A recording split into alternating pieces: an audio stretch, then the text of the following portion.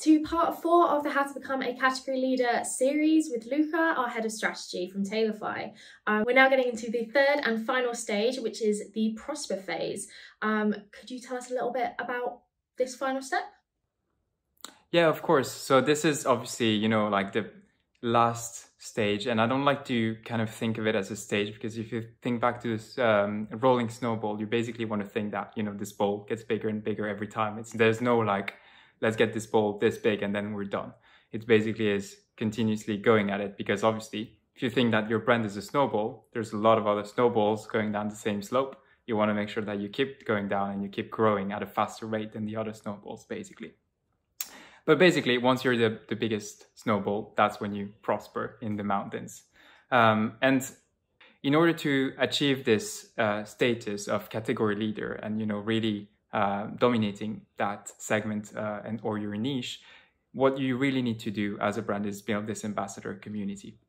That is the biggest thing that you need to really understand and that you need to get right at this step, because you can continuously activate influencers. You can pick them in different markets, in different segments, you can scale, you can integrate them. But ultimately, if you're not making them officially part of your network, thinking back to, the two things that we do, finding the right influencers and making them part of your network, this is really when we consolidate those relationships. We really make them an extension of our client's brand.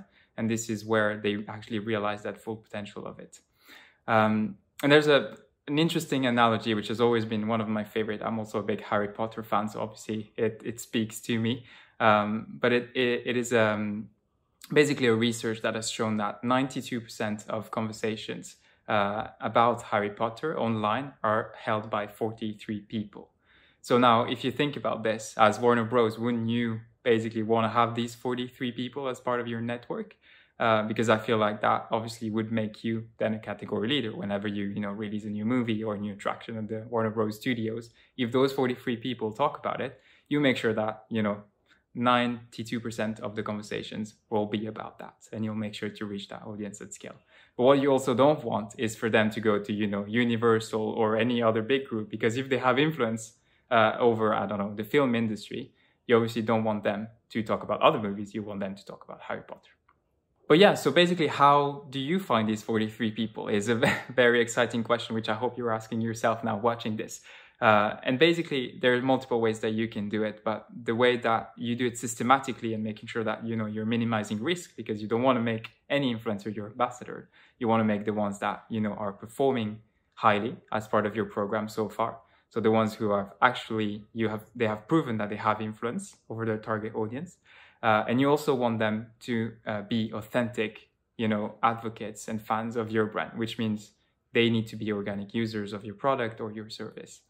So they really need to kind of win this spot as your brand ambassador.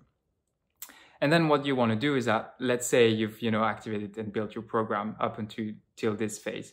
You will find that some influencers are performing better and that they're actually posting a lot of organic content. You've seen it on, some of their stories, in their other YouTube videos. They're actually using it.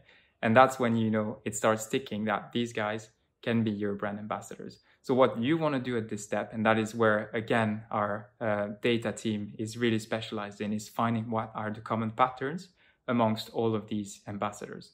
So let's say out of 300 influencers that you've activated, you find that in a market, there are 15 that are outperforming everyone.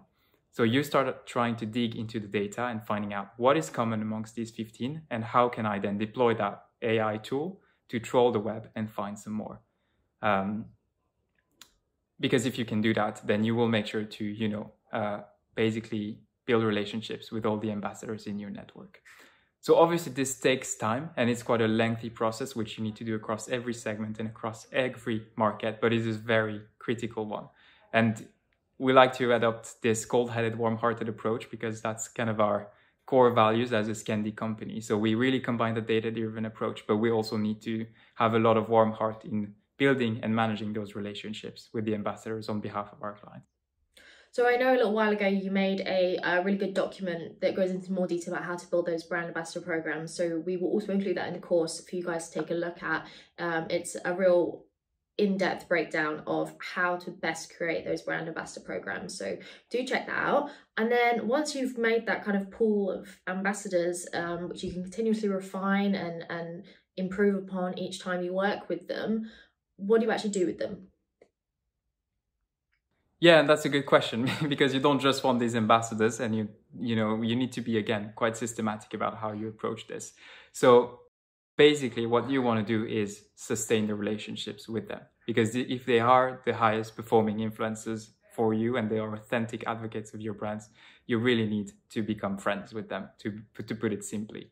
And that means entering into long-term contracts, maybe 6 months to a year or maybe more if they're true ambassadors of your brand. In doing so, you make sure that you can be proactive in setting up content plans, in making sure that they stay relevant over time, you align with their personal life events, etc.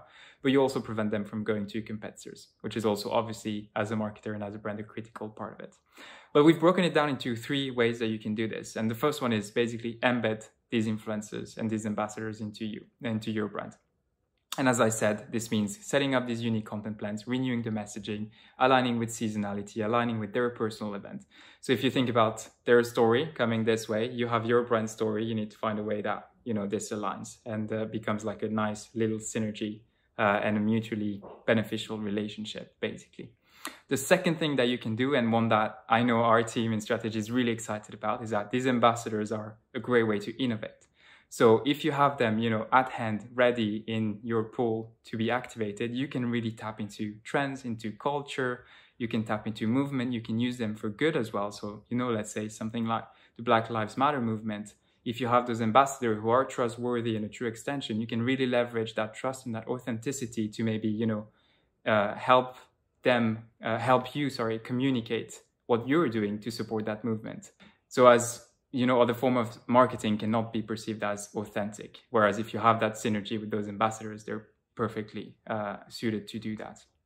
And the last thing that you can do is really rethinking influence as, again, not an amplification channel, but influences as a strategy to your brand. And that's what you see Glossier, Gymshark, and all these great brands who are thriving on influencer marketing do. And they really start co-creating with those influencers. That means influencers actually become part of brand development strategies. They, give feedback on new product launches. They are used, for survey focus groups. They help you, design packaging. They help you name a new product. When you start co-creating, again, you create that really strong synergy with these ambassadors. And the ultimate goal is, think of your brand, you think of the face of the brand, which is that influencers. When you think of that influencers, you think of the brand. If you can achieve that, then you have truly found the best ambassadors for you.